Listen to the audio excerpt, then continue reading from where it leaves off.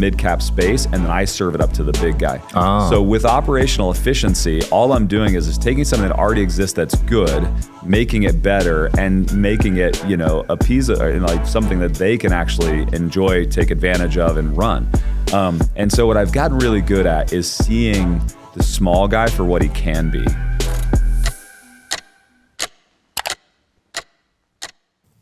All right, guys. Eddie Wilson is here today. We've had this on the books for a while. Thanks for coming in, man. Yeah, glad to be here. Yeah, I think we scheduled this a year ago because you're so busy traveling. Long time. Yeah. Where you been lately? Everywhere. Nashville, Chicago, LA, you name it. London, Egypt. I mean, wow. All over. And you're having events in every city? I have a nonprofit on the international stuff, so I don't do a lot of events internationally. I'll speak 4 or 5 times a year, but for the most part, the events are in the U.S. Got it. And you have over 100 exits. So did you start doing these events after you were selling companies? I did. I've always built community, and then as I built community, I would actually build or buy companies to serve that community. So most of my exits were tied to community. So I've been doing events for a long time, but they're more educational than inspirational. Lately, we've gone more inspirational, self-help, aspiring entrepreneurs, stuff like that. So you're seeing that thing in the market where people want more inspiration these days? They do. They get beat up on everything. They get beat up on the economy. They get beat up on politics. They get beat up on everything. And it's and then you find this source of positivity and inspiration. They kind of flock to it today. I could see that. Yeah, I've been to like 5 Aspire tours. Have you really? Yeah. Wow. I will say some of them are very emotional. Yeah. I remember vividly some speakers crying. Sure. Like back to back to back. I'm like, damn, this is one crazy. of the big pushes that we have is for them to be authentic and open and real. You'll see the people that come back over and over again on our stage is somebody that's willing to open up. Because if you can't open up, if you can't get vulnerable with our crowd, you're really not going to give them a pathway to success. And so we have had a lot of emotional moments there because we ask them to be vulnerable, and then all of a sudden you're sharing your soul to 3,000-4,000 people, and it can be emotional for sure. People like that authenticity these days. That's why podcasts are taking off. You saw how instrumental they were with the election. Yeah, they're huge. I was just watching Patrick Bet-David was on Graham Stephan's show, and he was saying how next election cycle people will be debating on podcasts. I think they will. I think Rogan kind of created that entryway, and it was so funny because I felt like all of us were like, why wouldn't you go? I mean, look at the eyeballs on these shows versus mass media, and you can control your message, Right. And super powerful. I think podcasts are going to be huge in the next election. I think so too. I think the way that we saw Meta back maybe in the Obama administration then get hyper used during the Hillary Trump election. I think the same thing. You're going to see like that natural like inroads this past one, and then you're going to see massive digital media. Yeah, I actually do a lot with I used to have an ad agency that we primarily consulted big election. We promoted a lot of election. Oh, really? Process, yeah, and ran some campaigns. And what you see is like an earmarking of the budget early. So as these big organizations start running all of their ad spend to try to gain dollars, they're already earmarking. And I was talking to an election official about 2 weeks ago, and he said he believed that over 60% of all spend would go into digital in the next election, which is huge. Because you think about today, I mean, probably 70% on national TV, radio, so on and so forth. It's going to be a massive shift. Yeah, I was seeing billboards everywhere when Kamala was running. Even Trump had a lot of billboards. Yeah. They both raised over $1 billion. It's wild. Crazy, right? But think about that 60% of essentially $2 billion now moving into mass, into digital media. Some of these podcasts are going to do very, very well financially if they position themselves well, specifically to one side or another. Yeah. Would you ever acquire a podcast? I would. I actually love the idea of aggregating people, eyeballs, data, right? And so again, it goes back to, if you have a community that knows, likes, and trusts you, then you can serve them with products, and not products they don't want, but products that already exist on their P&Ls. That's why I roll up insurance companies, tax firms, so on and so forth, because if you can give them a better option than what they already have, they'll naturally migrate over, and then the stickiness is incredible because they're in a community that you're curating. Right, yeah. They have very loyal fan bases. Exactly. Like Sean Ryan's show, I read all the comments of these shows. I mean, these guys love them. It's crazy. Are you still actively acquiring companies right now? I am. We have gone more in the service-based space than the financial space as of late. We have exited out of all of the We sold FitCon and a few of those brands that were tied to more health, wellness, and fitness. You saw that kind of phasing out, the health stuff? It's so red ocean, you know. I want to play in a space where I can innovate, where I have a community that I can advise, you know, curate. And that was just one of those ones where it's really... Shout out to today's sponsor, Prolon. If starting the year with a fast feels a little daunting, you're not alone. There's an entire community of individuals wanting to make a meaningful decision in their health, just like you. This is what makes group fasting so powerful and why I'm joining in on Prolon's January Longevity Challenge, which is a coach-led program to set you up for fasting success. Prolon's fasting mimicking diet is a revolutionary plant-based nutrition program that nourishes the body while making cells believe they're fasting. I got all 5 boxes here and I'm starting day 1 tomorrow. It's researched and developed for decades at USC's Longevity Institute and backed by leading US medical centers. It helps promote healthy blood sugar, enhanced skin appearance, fat loss, and improved energy and focus. It all starts with their 5-day program, which contains snacks, soups, and beverages designed to keep the body in a fasting state. No guesswork or planning required, which is a relief after a busy holiday. If you guys are ready to make 2025 your healthiest year yet, order your Prolon 5-day kit at prolonlife.com/DSH. And they're offering Digital Social Hour listeners 15% off their 5-day nutrition program. Use the code DSH at prolonlife.com/DSH. Tough to make inroads there. We had a big show and we had a big community, but it was tough. It was really tough. It was probably the most red ocean experiences I've had, where it just seemed like there was people everywhere. And I've been in banking, mortgage, you know, insurance, you know, these places that are very, very difficult, but it was tough. Interesting. Yeah. What does red ocean mean? Red ocean, you know, red ocean, blue ocean. So you got blue ocean, which is like there's no sharks in the water. Red ocean's a piece of meat got dropped in, right, and like all the sharks come and feed. That's the business culture, right? Is like where you are jumping in, where there are a ton of sharks, a ton of competition, and it's a fight. It's a constant fight. So there was a lot of those events in the health space. It's the events. It's also the influencers. So the influencers really control that space, you know. So in health and fitness, you know, you've got massive influence from digital influencers, and if they don't show up to your show, if you don't play ball with them, you can't just like run nuclear media. You can't just like run ads and try to get people there. You have to play with the people who have influence, and they really control it. And most of them have their own shows, their own, you know, digital outlets, their own communities. So they don't necessarily want to bring them into a community that they could access maybe, you know, 100 influencers that, you know, would begin to create attrition to their own list and their own, you know, community. Makes sense. So you're kind of at their mercy. You are 100%. Yes. So you'd rather be in full control of your companies. 100%. Where you're making all the decisions. Yeah, that makes sense. That's why Aspire's crushing it. It is. Yeah. I mean, you go to every major city and thousands of people every time. We do. We've hit well. That was never really our intent. We thought we'd do 3 or 4 and see how it goes. We sold out the first 3 and knew we were onto something. Felt like our messaging hit. And how rare is that to actually like try something and then your messaging hits immediately? Usually it's like you're testing, trying, you know, growing and modifying. And for us, Aspire hit right off the bat. I think it's the first time in all my companies where something just hit immediately. Wow. Yeah. And you've had hundreds of companies. So. Yeah, hundreds. But the resonance was crazy. Like you felt it. Like the moment you got there, the people walk in and you're like, wait a minute, this is exactly who we marketed to. They showed up, and then like the resonance with the actual speaker and the content. Right. We knew we had something. It felt like lightning in the bottle the very first show. Yeah, it's energetic, man. That atmosphere, it's inspirational. You're changing lives, and I feel like you can monetize that with all those emotions involved. Sure, absolutely. Yeah, and you guys are having what, an event a month or? An event a month, and we're scheduled out through all of 2025. Already? Wow. We already have all 12 markets picked. I think we got probably 11 or 12 of the venues already locked down. Nice. Speakers already, you know, building. It's been an interesting thing in the beginning when you're trying to get all these celebrities. You know, it's like you're trying to convince them. And the first time we ever went after Kevin Hart, we threw $500,000 at him. Holy crap! For 30 minutes, and he wouldn't even pick up the phone. You know, Damn. It's like, and then he ends up coming in later for a lot less because the show had so much notoriety. You know.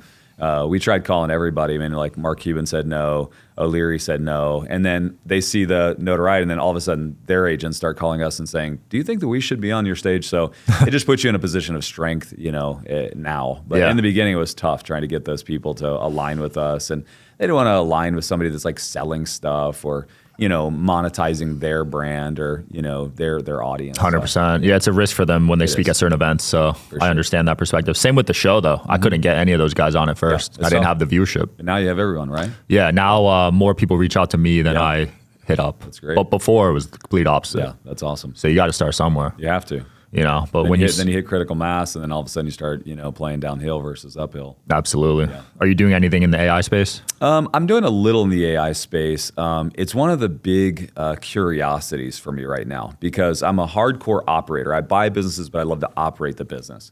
And to the degree that you can create efficiency in a business is the degree you create both success, longevity, but also enterprise value, what you're going to ultimately sell it for. Where AI really creates a gap is the efficiency side. So like I have operating system, Empire operating system that I put on all my businesses, but it's like that AI, we're messing with AI, trying to determine how to make even our operating system more efficient so that we can get to better success metrics, faster. And so I'm not necessarily building tech that I'm going to sell the public for AI. I'm using AI to try to maximize my operational efficiency in my companies. Got it. Yeah, I couldn't tell if that was a bubble or not, so I kind of stayed out for now. I don't think it's a bubble. I mean, I think the early investments, early adopter type stuff is a little bit of a bubble, but not enough money moved into it. Like the crypto space or the .com boom. I mean, like you didn't see massive money moving in early, but what you saw was massive adoption by the big brands, like Microsoft, IBM, Apple. And so I think that was a good indicator that it's a direction that the country's going to move. Yeah. How did you get so good at selling? Because that's something everyone struggles with, selling their companies, right? That's probably what I get asked. I get asked two questions all the time. Number one, how do you operate so many companies simultaneously? Number two, how do you sell so many? My theory is this.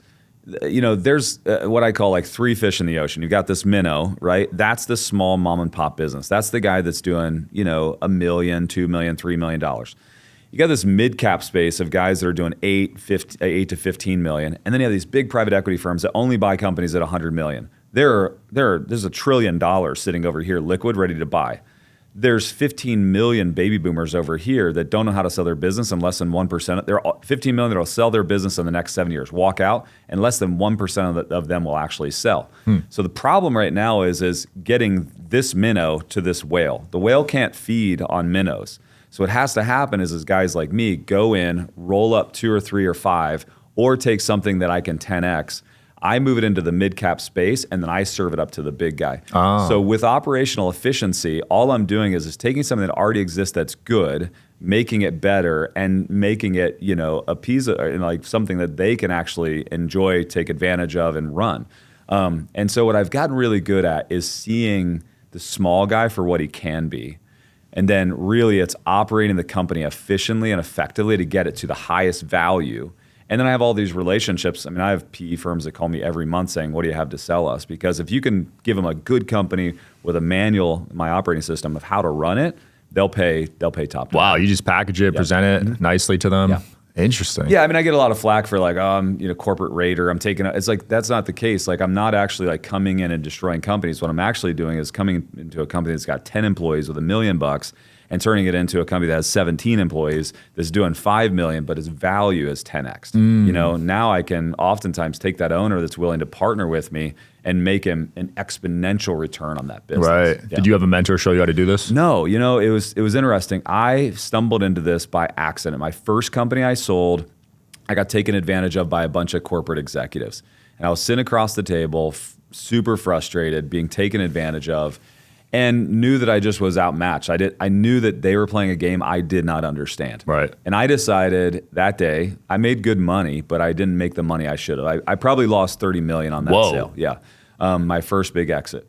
And should have had $30 million more in my pocket. And I walked out of there that day. My mom always taught me when I was a kid, find gratitude in any moment as a catalyst for success versus like putting a ceiling in your life.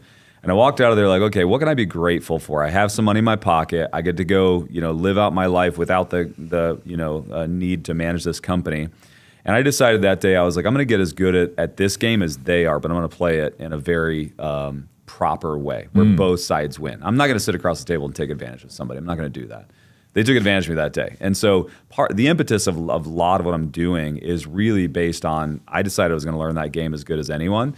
And then I was going to do it right. I was going to make sure that people could win with me. You know, like I'm an altruist at heart. I want everyone to win. I love that. So when you say taking advantage, what did that look like from their end? So from there, what happened was I was sourcing capital. I had a big ad agency. That was when I was dealing a lot in the political scene, but we were the ad agency of some big sandwich chains across the nation and some sports bars and stuff like that. And I had contracts. And I was offered another contract to take another $30 million in ad spend for a big sandwich chain. But I didn't have the capital. They would make you essentially, like if you're buying radio and TV and billboards for them, you had to put it out there and spend and then wait for 30 to 60 days to get your money back from the advertiser. Right? Wow. And that's just how it worked. Well, I didn't have $30 million to just put out there and sit on for 30 to 60 days. So I was sourcing capital, was young, didn't know what I was doing, went to Merrill Lynch, this investment banker said, hey, I'll get a group of guys that'll do this for you. Cool. We go to the closing table. I just thought it's a group of investors. And what it was the lawyers for the largest advertising agency in the world that I had stole the account from. And so they were like, hey, by the way, that account that you have, today we're going to get it back because we're going to buy your company. I was like, you're not buying my company. And they were like, well, we already know that you signed the contract expecting the capital today. And they were like, we're not giving you capital, but we are going to buy your business. And they're like, we're going to give you 24 hours to sign this doc or else we'll let you go out of business and we'll take it anyways. Whoa. Yeah, it was like, I mean, that was the moment that you're sitting across the table from three lawyers and a Wall Street shark. And I'm looking at my guy going, why didn't you tell me this? He was like, I didn't know. I was like, well, how am I supposed to know? I was in my 20s, you know? Yeah. So I ended up getting 7 times EBITDA, which is a great return on my business, but I left a lot of money on the table. You know, I was actually lucky that they did what they did. Because they could have bled me out and I would have went bankrupt. Damn, what a story. Yeah. That's one of those moments in your life where you look back and you're like, that was a life-changing moment. Yeah. Now I have this moniker, the king of exits. Well, it happened because of that moment. You know, it wasn't like I had some mentor that said, I'm going to teach you how to do this. You know, it was me sitting there going, I'm not going to let that happen to me again. Nice. You got a taste of that first one and you wanted more. Absolutely. Is there an end goal for you? The end goal has moved into more of an altruist motive. You know, you get to a place where, if you make $3, $4, $5 million bucks a year, and then you go to 10, your lifestyle just doesn't change. There's not another house you want. There's not another car, jet. So and there's a lack of fulfillment, right? So you're climbing this mountaintop, and you realize, like, well, the next mountaintop that looks cool really doesn't do anything for me. Yeah. So you lack all this fulfillment. And so a few years back when I had the big exits, I really turned towards humanitarian good and started building orphanages, feeding centers around the world. And really my goal today, and the reason I still do it, our private equity firm today has a give back motive. Everything we do, we build, aspire, everything is tied to how much more can I endow to this nonprofit, this foundation, to just empower it for long-term success. And so, we feed about 4,300 kids a day, feed and educate them around the world, orphanages, feeding centers. I want to get that to 10,000 in the short, term. And I just want to make massive impact. We're building clinics around the world. We're building sustainable businesses, digging water wells. It's like that's where my real fulfillment comes. And so every motive I have today in buying and selling companies, growing companies, is tied to that. Because I don't need, so you get to that point where it's like another car. Like, what does it do for you, you know? But you go change 10 orphans' lives and it does everything. Oh, yeah. Feels great, I bet. It feels amazing. Have you always been pretty giving growing up? Yeah, my dad was, and I watched my father, who is extreme at giving. Even though he's an entrepreneur and didn't always have much, he still gave. I was taught that as a value, and I would find little glimpses of it. But then when I started doing it at a bigger level, that's why Dan Fleischman and I do a lot together and others. It's like, because, people with that same heart, you get that feeling and then you crave that feeling. Then all you want to do is continue with it and get bigger at it, That's super cool, man. Yeah, I try to give as much as I can. It's awesome. I went through that materialism phase, though, I'm not going to lie. We all do. I mean, especially when you're first finding success, because you think it's the payoff, the reward for all the hard work you've done, right? And you're like, you kind of convince yourself, like, I deserve it, right? Like, I did all this work, and then you get there, and then you're driving in your Lamborghini, and you're like, this is cool. People are smiling and waving, but kids are taking photos. But it's like you pull that in the garage, and then it's like you can only drive it for so many days. It's really not that interesting. I went from you go from a 5,000 square foot house to a 10,000 square foot house, and it's like it's still just as empty. It's like I think we all go through it. And I think the materialism phase is honestly necessary. So you'll never see me give someone a hard time that goes out and buys a jet. I don't care. Take a selfie with your jet and your rolls and pull up to it. Who cares, right? Because I think what happens is the people that experience that faster get to emptiness faster, which then allows them to find success faster, which is true success, which is helping others. So I do a lot of do a lot of work where I take entrepreneurs to the field with me. Like, hey, let's go do something together that impacts other people. And you watch that truly change their life. Wow. Them pulling up to their jet and their rolls, that doesn't change their life. Yeah, right? It doesn't at all. It gives them a sense of, it gives them a euphoric hit when somebody on social tells them how big they are. But, it's like, it's empty. The faster they get there, the faster they can actually get to true to success. Right. Yeah. Plus, there's no limit to the spending. No. You'll just keep buying the next thing. Never. Yeah. That's a dangerous game about it. Yeah. Even chasing just money in the bank too, it's kind of a risky mindset. It's a risky mindset. But I go back to, I don't throw shade at people that, are going through that phase of their life. I don't care.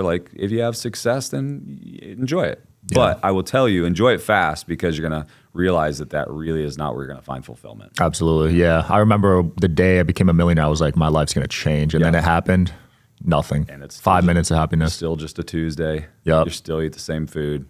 It was crazy. But I committed years to that mindset of my life's going to be amazing. We all do. And we create these milestones, and then it's a massive letdown. Yeah. Yeah, huge. Most of the conversations I have today, because I spend my time with a lot of the kind of uber wealthy, because of the circle I'm in. Yep. And that's the conversations we have all day. Mindset. Yeah, mindset. Because it's not about another company or another idea. It's about your perception and experience of what you're building, Yeah. So. Yeah, the uber wealthy is an interesting topic because their suicide rate's actually higher than average. Very high. Isn't that crazy? I had a friend that was doing really, really well a year ago and took his life. Whoa. And it was a massive shock because, his social looked like he was on top of the world. His companies are big. He has this big investment firm. Everyone was like, he must have had some bad days coming, or he invested in some bad stuff, and then everybody, when they actually got into it, they're like, no, he's just super depressed. He had everything anybody would ever want, but he's just really depressed. Interesting. He was lonely. He didn't tell you at all? No. Wow. No. There was one guy out of our kind of circle of friends that said, yeah, he kind of showed some signs of that. He was happy on top of the world every time I talked to him. It's Dang, wild. that's nuts. Yeah, but again, it's that facade, it's that persona, because we believe that money is going to give us happiness so much that when we have it, we feel like we have to pretend that it does. Right. Because if not, then you've worked your whole life for something that's not real, and it's not, right? That's the reality of it. Is if you're chasing money and you're chasing happiness through money, it will always elude you. Yeah, it's easy to put on that facade on social media too. For sure. That's why I try not to post anything flashy or anything. I know some people do it to get attention and customers, which is fine. Yeah. But for me, I did it once and I regretted it, man. Oh my God. I posted 100K cash on my story. I was dumb. I was 21. I just sold a lot of sports cards to a card shop. Next day, people are at my apartment. Yeah. I had to move out of LA. Asking for money or what? Trying to rob me. I had to move out of LA. I got out of LA because of that. Wow. You should have took $100,000 and bought a bodyguard, I know. I needed one. I almost got kidnapped. It was crazy. Yeah, I don't flex anymore. That is the hardest thing. I get asked that all the time, why don't you show more of your lifestyle? I show just enough to show the people that are following that it's real. Mm-hmm. And that's the hard line. Because oftentimes the 22-year-old, the 25-year-old, they're looking at what I'm doing and they want to know, is it authentic? Because they see social and nothing is real. Right. So I have to show enough that they're like, okay, this guy actually has sold something for $1 billion. They need something to anchor into. And that's hard because I don't ever want to show them that that's actually where true success is. So it's we really focus hard, especially on my social, showing glimpses of it. So it's real, you can validate it, check it out.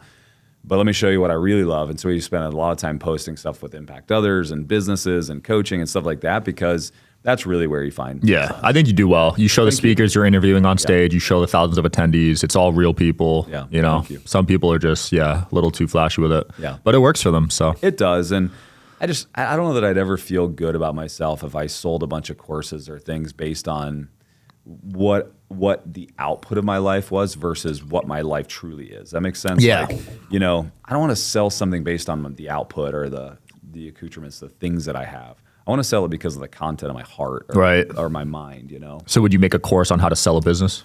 Yeah, I've been asked that a ton of times. I probably send more to Cody Sanchez than anybody. She has one? Yeah, she does buying and selling businesses. I get asked all the time. And really, like Cody Sanchez, Hormozy, like those guys are really the ones that are teaching it right now. I like teaching business operations because if you operate your company well, the exit is imminent, right? Like they will chase you. And that's the problem. Is like, I think it's more important to teach what I teach at Empire, the operational side, make your business valuable than it is to try to teach you how to exit your business. If you make your business valuable, people chase you for that, Then you have 5 buyers versus 1 you're trying to convince to buy. And is that mainly done through revenue growth or how does that work? 3 areas. Number 1, revenue growth or EBITDA, right? Like your bottom line matters, right? Like there's so very few companies that are sold just on top line revenue. Majority are still sold on EBITDA, right? Number 2 is your IP. What do you do differently than everyone else? It's either your technology, it's how you process data, it's the communication structure. That's where, O'Leary will say on Shark Tank, why should I pay $1 million for your company when I can just create it for 500,000, right? It's because it has no IP, right? There is nothing that separates this thing. And so then thirdly is an operating system. The reason I built the operating system was because to the degree that you can create efficiency and standardization, when you go to sell the company, what they want to know is can I continue to do it the way you've done it and do it better? And with an operating system, it gives them that confidence that can happen. It also prevents you from getting locked up in the business. So many businesses sell, but then the owner gets golden handcuffs for 2 or 3 years and gets stuck. Right. And that's a miserable time of life when you've built something and now you're working for somebody else still operating it, under their desires. So those are the 3 areas I focus on in selling a business. When I buy or I'm creating, it's always those 3 areas. EBITDA, how do I do something unique, right? IP, and lastly, the operating system. Nice. What's your track record on failures and wins? I'm 78% positive right now. Wow. Yeah, the average VC firm right now, venture capital, is less than 10%. I think the national average is like 8 to 9%. The average PE firm is in the 30s right now. But because of the way I do it, I'm in the high 70s. That's incredible. Yeah. So 8 out of 10 times. Yeah, 8 out of 10 times. I mean, I have had my losses, right? Like there are times where I'll sell a business and it doesn't bring some positive ROI, but for the most part, I'm batting well. That's super impressive, man. Yeah. So you really do that due diligence, and that's kind of what separates you think? Due diligence, operational structure, and the right exit path. Right. How important are the founders, the founding team?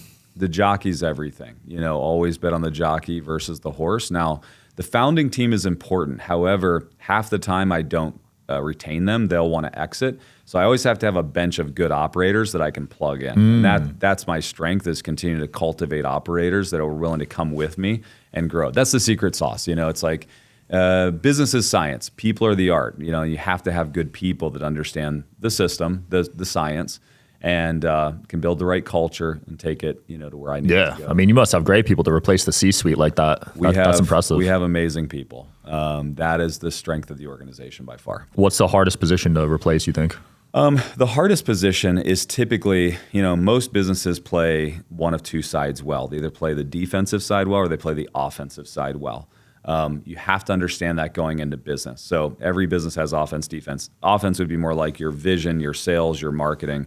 Defense would be more like operations, human resources, finance. So really, very few of them do well. So it's a hard question to answer because what happens is I'm looking at the deficiency. Are they playing offense well or defense well? Got it. So in the defensive side, the hardest person to replace is the COO, the operational brain, right? Like, how do I use the resources effectively? In the offensive side, the hardest person to replace is typically like somebody that's in charge of revenue, a chief revenue officer, or somebody that's really focused on driving sales and conversions. Got it. Yeah, because you got to be sort of dialed in with the market, dialed in with the product. Like, there's so many components. It's tough. That makes sense. Yeah. What are you excited about these days? I'm excited about a lot. We're rolling up a tax firm right now, and that one's just it's going super fast. But I'm still excited about Aspire. You'd think we've done 20 shows in a row, and you think it would start to wane. Yeah, no burnout yet. Pumped, like I didn't think I'd ever enjoy it. I don't always enjoy the stage. My business partner Andrew does. I don't really. It's a means to an end for me. But inspiring, I spend a lot of time talking about purpose and anchoring into purpose and what fulfillment comes from. And there's something about that messaging that still fires me up. So the business side, I'm excited about our tax firm. I'm excited about our Empire operating system where we're helping businesses grow and scale. We've got close to 3,000 companies on that. That's really exciting right now. And then impact others. My nonprofit is where my heart really is. I love it. Yeah, we'll link all that below, man. Where else can people find you? On social, I got pushed this year to respond to all my DMs. That has not been a really easy task, and there may have been a lot of copies and pastes in there, but I try my best. So Eddie Wilson Official is easy on all the platforms. Perfect. Thanks for coming on, man. That was fun. Thank you. Appreciate it. Thanks for watching, guys. Check out his stuff below. See you next time.